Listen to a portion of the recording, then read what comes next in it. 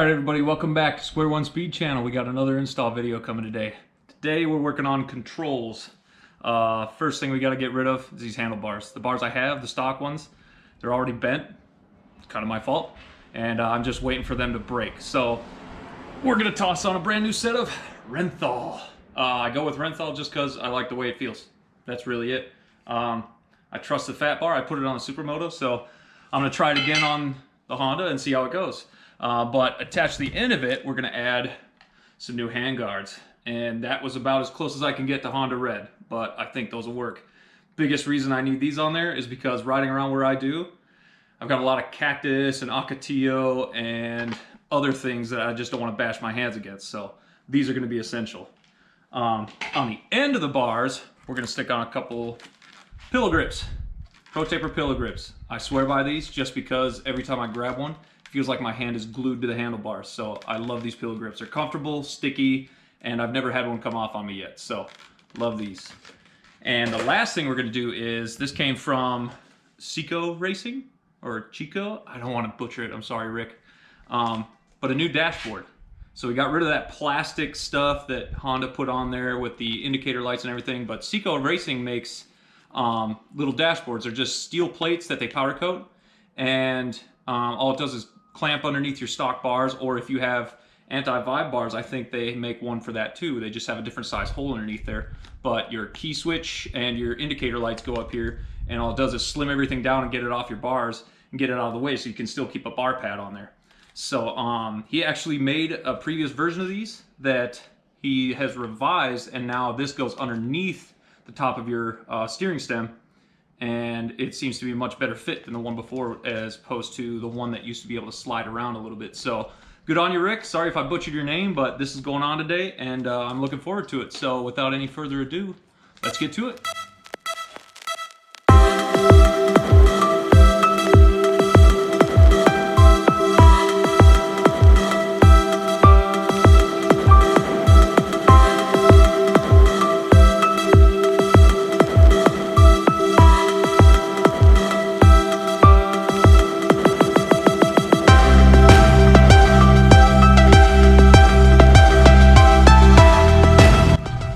So if you guys are wondering why I'm pulling the entire hood off, it's because in order to get the key switch out, you have to go all the way down and unplug it, just because you can't do it from right here behind the actual key switch. You have to go all the way down to the main harness, pull it out of its plug,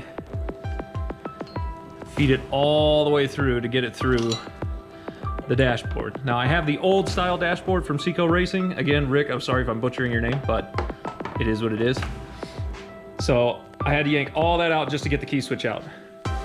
As opposed to the indicator lights, you just pop the little caps off and you can feed them right back through. So just repeat the process. When I put the new one on, you guys will see that. As for now, I'm basically just gonna make this old one into a giant keychain. Thanks, Rick.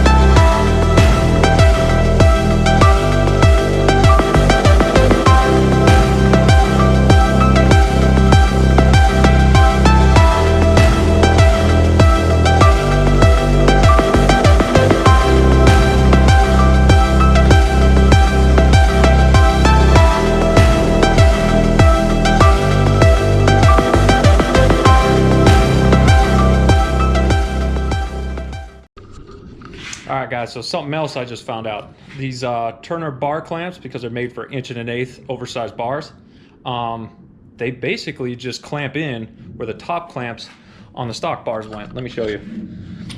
So right here, you take these Allen bolts out, and it has a second set of bolts basically fit in right here. Let's actually pop these out. Oh. The second set of bolts feeds in right there, and they basically fit right in where your old bars did. I have not seen that yet, but basically it adds an inch of rise to it without having to get raised stem or anything like that. So we're gonna see how this works out, but it looks kind of like a cool feature. I guess we'll see how it goes.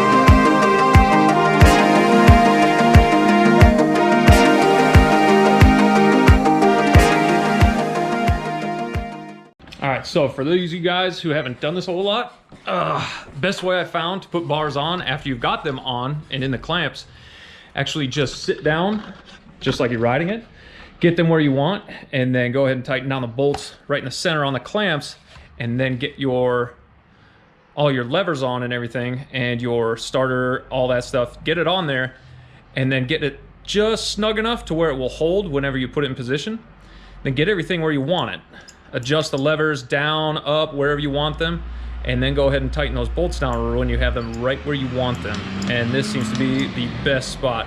So when you're sitting on the quad, basically all of the bolts are facing right at you anyway, except for maybe the throttles underneath, and then the starter and light switch and everything, it's all on the back. But at least for the levers, they're right where you want them. So tips and tricks 101.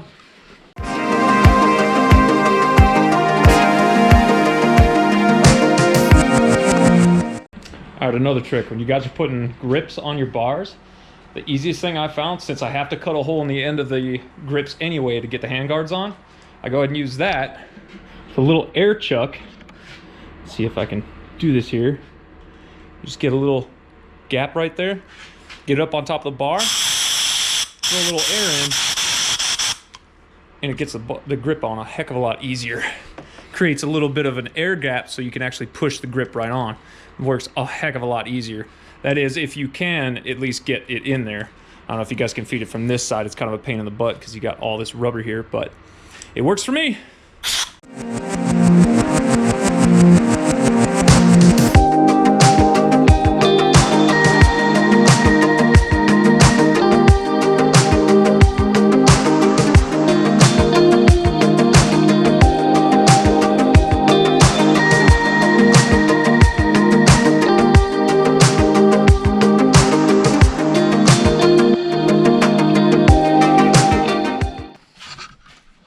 Just in case you guys are wondering why I went with these service handguards, basically it's because I've used them before and I really like how solid these things are.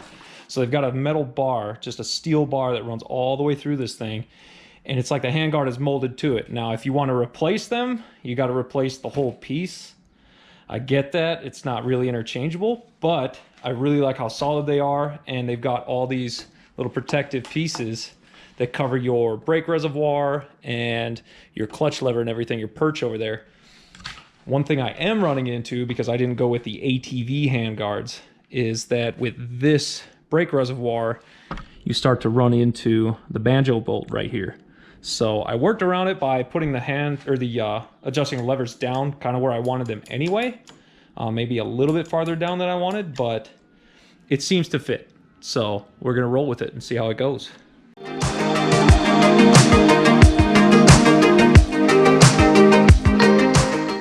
All right, Rick, I still found a flaw. All right, right here, you see where the key switch is supposed to press in, and it has these little black tabs on the back.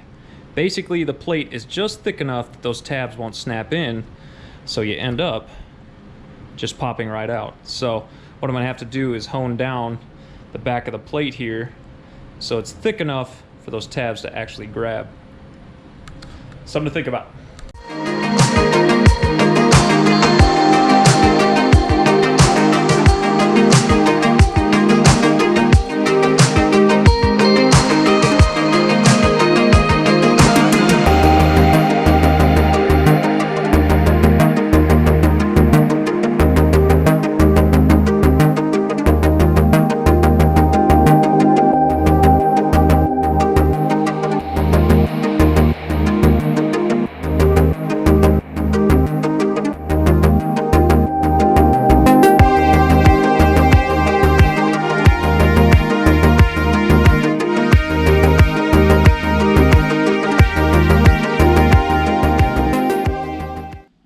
guys, that's it. It was just a couple hours of getting things straightened out and put together, but the controls are on. And I'm really happy with them. They look good. Again, Rick at Seco Racing, Rick Seco. I'm probably butchering that still, but thanks again for the revision. If you guys don't know, basically he sent out the first version, and then he messaged everybody that had already bought one from him and said, hey, throw that one in the garbage. I got a new revision to that little dashboard, the key dashboard, and I'm just going to send it out to you guys as soon as I get them powder coated, and all you guys ordered one, I'm just going to send you a new one. So thank you, Rick, for doing that. That was awesome. I like the way this one fits. The bars aren't going to slide around anymore, so good on you. That one thing, make sure you take a step bit and hone the keyhole out a little bit, just because the little plastic grips on there won't actually snap into place if you don't hone it down just a little bit thinner. So one thing to think about. Otherwise, the rest of it looks really good. I hope you guys join me next time. I should have some graphics and new levers to put on. So the next most important thing besides having controls on is going to be suspension. So we'll get to that next. But thank you guys for watching, and tune in next time.